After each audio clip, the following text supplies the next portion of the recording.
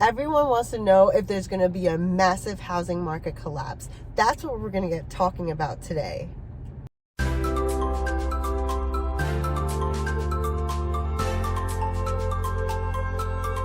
Hi guys, this is Krish D'Errico, and I'm a real estate agent here 30 minutes west of Orlando in Claremont, Florida. I also serve Orlando, Florida. Today we're going to talk about the housing market, particularly in Florida. So Orlando, Tampa, and Miami markets, we're going to dive deep. We're going to find out what is going on with this housing market and whether a collapse is in the works, and so many details. And we're going to talk about the history of recessions and so much more. So let's get started with Orlando, right? Because the real estate housing market is currently experiencing relatively low inventory, which is only 2.54 months of supply available. And this means that there is a high demand for homes compared to the number of listings available. Over the past year, there has been a significant increase in the months of inventory by 71.62%. And this just means, and it suggests, that there are more homes coming onto the market, which could potentially lead to a more balanced market in the future. So it would slide more towards blue, or you will see it first go to the balanced market, which only lasts around 5 to 7 months, and then slide over to a buyer's market. And homes are selling relatively quickly, with a median days of 28 days on the market before they are sold. So they're lasting 28 days before they're sold. And this means that there is a strong interest from buyers, and that properties are not lingering too long on the market, and they're still being sold.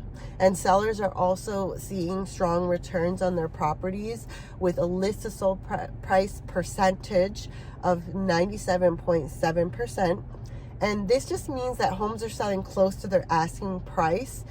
And it's not completely ideal, but it is showing that the market is competitive and buyers are willing to pay close to that list price.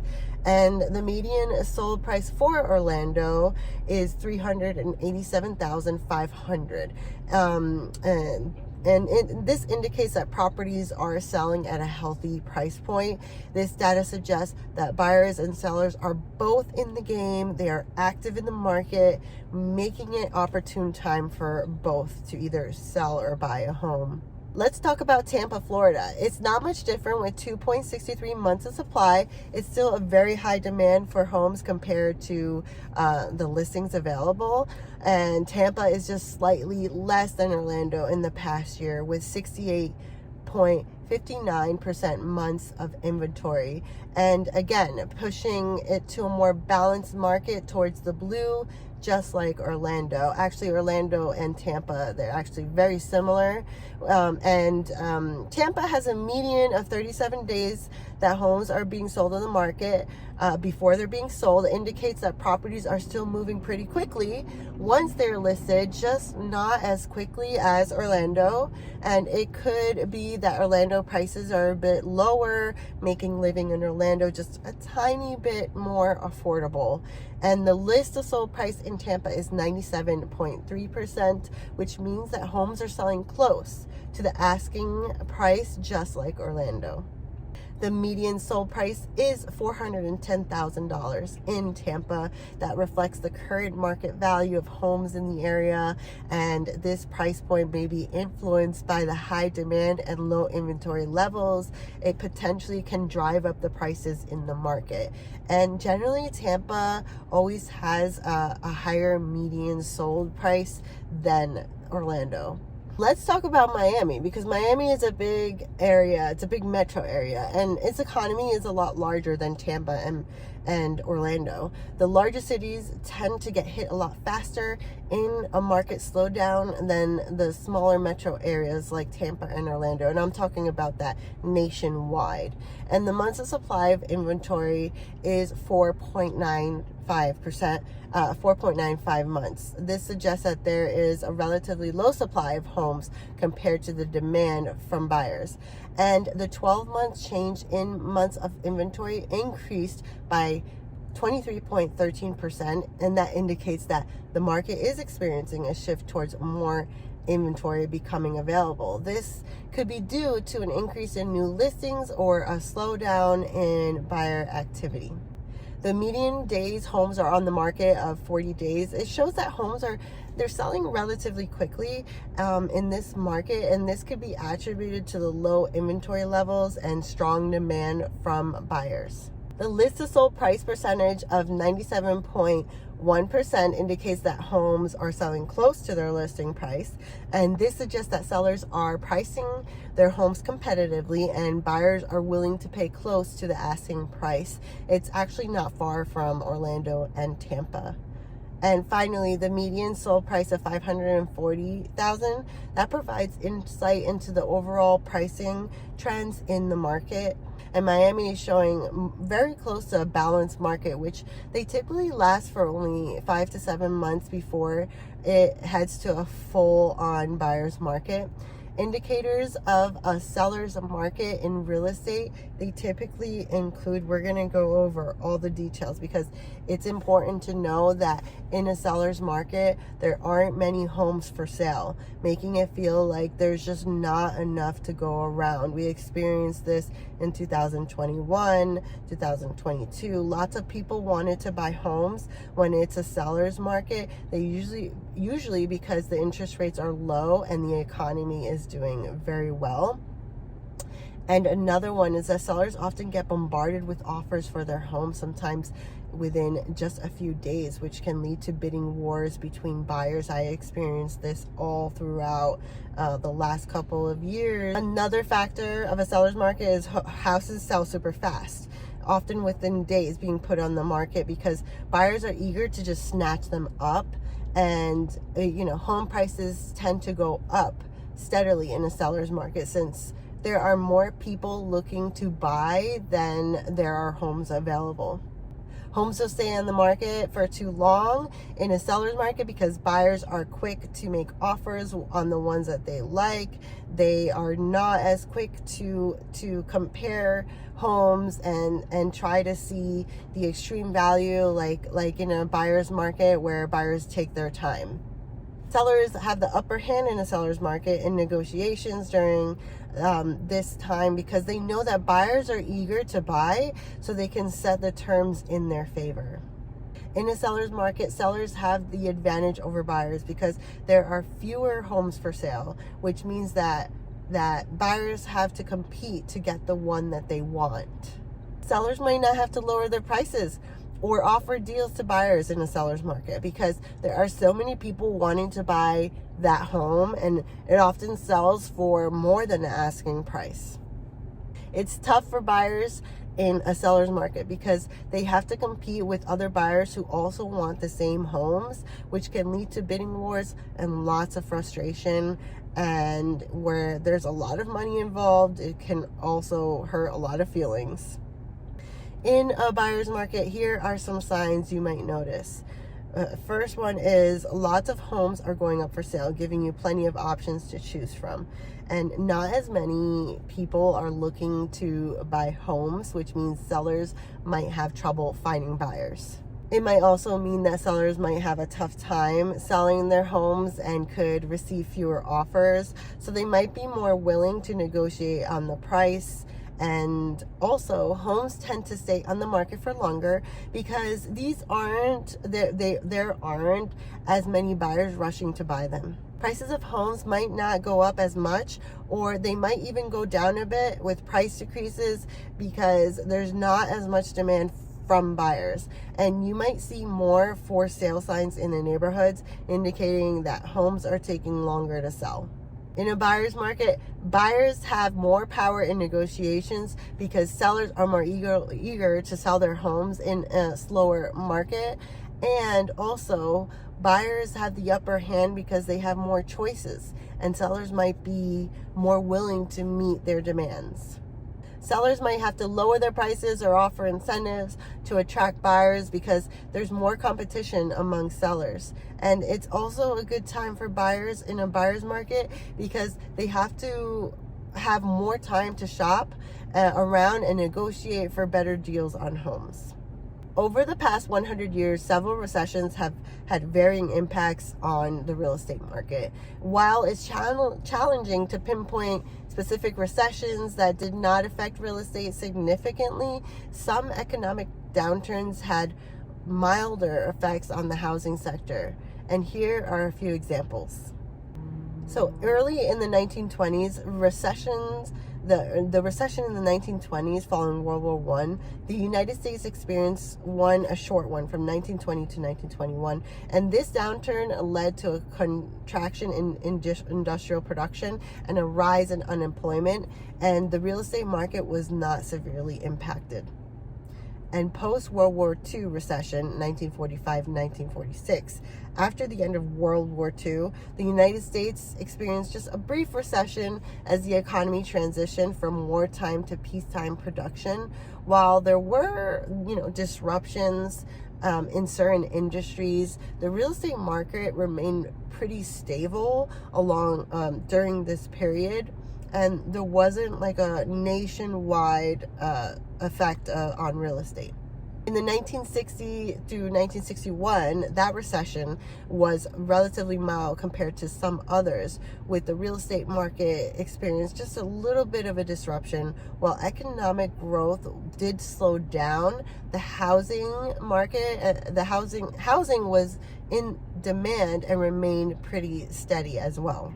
The recession in 1990 and 1991, while this recession was notable for the savings and loan crisis, which impacted the real estate and banking sectors, its effects were on the broader real estate market it also varied by region. Some areas experienced declines in property values and increased foreclosure rates, while other areas remained pretty stable. So it wasn't an overall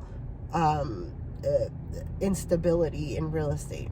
The 2001 recession was referred to as the dot-com recession. This downturn was primarily driven by the bursting of the dot-com bubble. While the economy contracted, the real estate market was less affected compared to the financial and technology sectors. So it just wasn't a sector that was impacted as a number one sector. It's essential to note that even during milder recessions, certain segments of the real estate market, such as commercial properties or luxury housing, may experience more significant impacts than, let's say, just single-family residential. Additionally, there's other regional factors as well, like government interventions and market conditions can influence how recessions affect real estate in specific areas.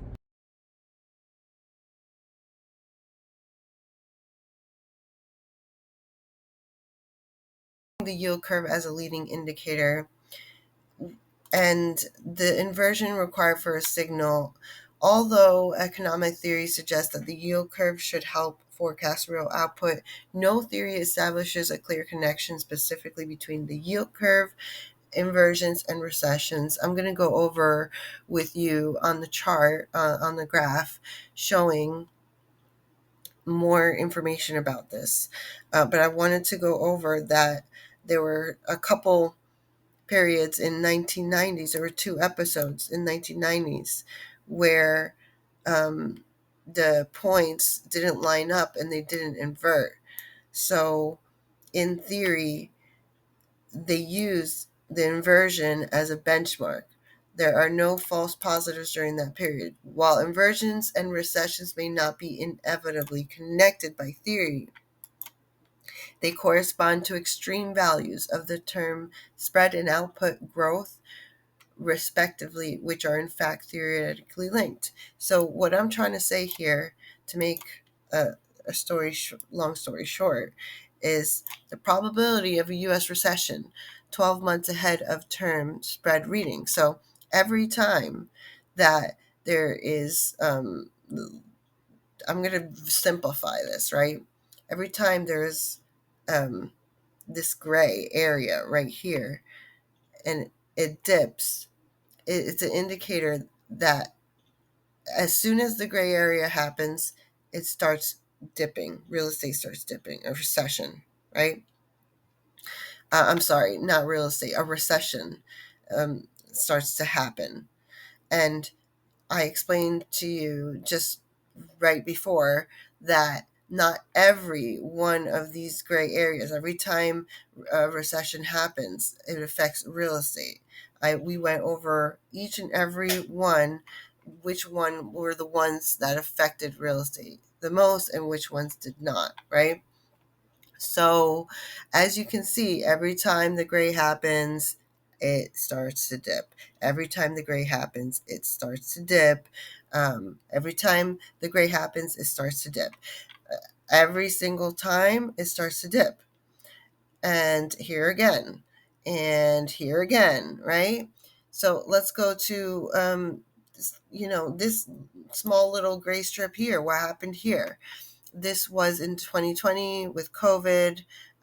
You could mark this more like a market correction, not necessarily a recession. So the smaller ones, economists like to say that they're more like a correction, not necessarily a recession that lasts, 2, 3, 4, even up to 5 years.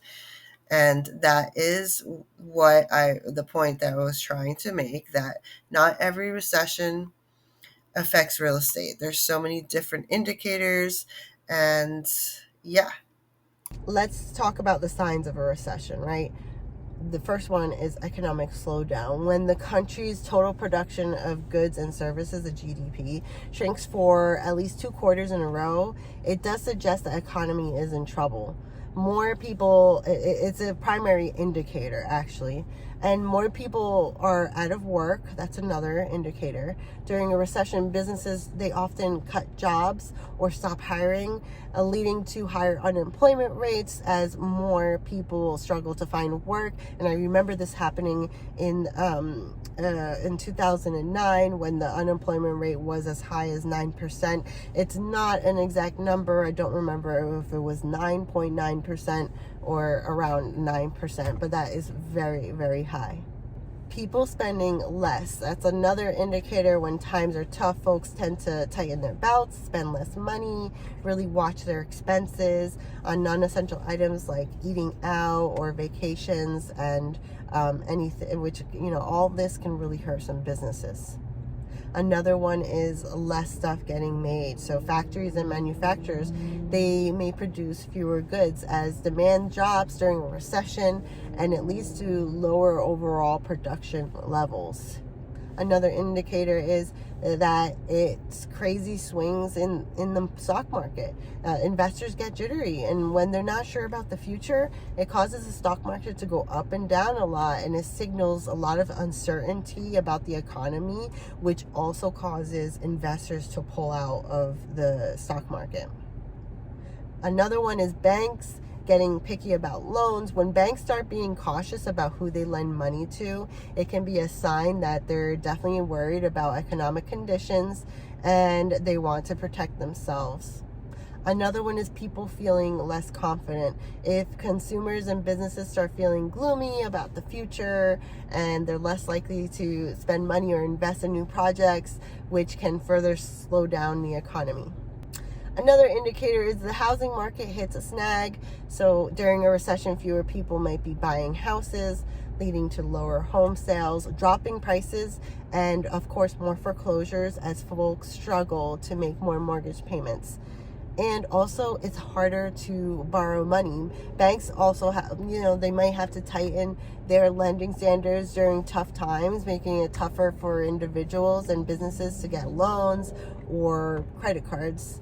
And another one is that more people can't pay their debt. So as economic conditions worsen, more folks may find it tough to keep up with their loan payments, leading to higher rates of missed payments and more loan defaults as well. In synthesis, each recession is very unique, and we are already overdue for a recession according to the yield curve. In this upcoming market correction, I do believe that there will be one, but it might be more based on each location. In other words, it might affect bigger cities that people are moving out compared to suburbs where people tend to relocate to, or the outskirts where I do not think that there will be loads and loads of foreclosures like the 2009 subprime housing, subprime mortgage crisis, which was a primary indicator of the last big recession that affected real estate. There will be foreclosures, but not enough to cause it to collapse an entire industry. I do believe that there are two big bubbles in Orlando, which I'm going to have to do a separate video on. So stay tuned for the next one next week. I hope you enjoyed this video. Make sure to subscribe down below, and I will see you on the next one.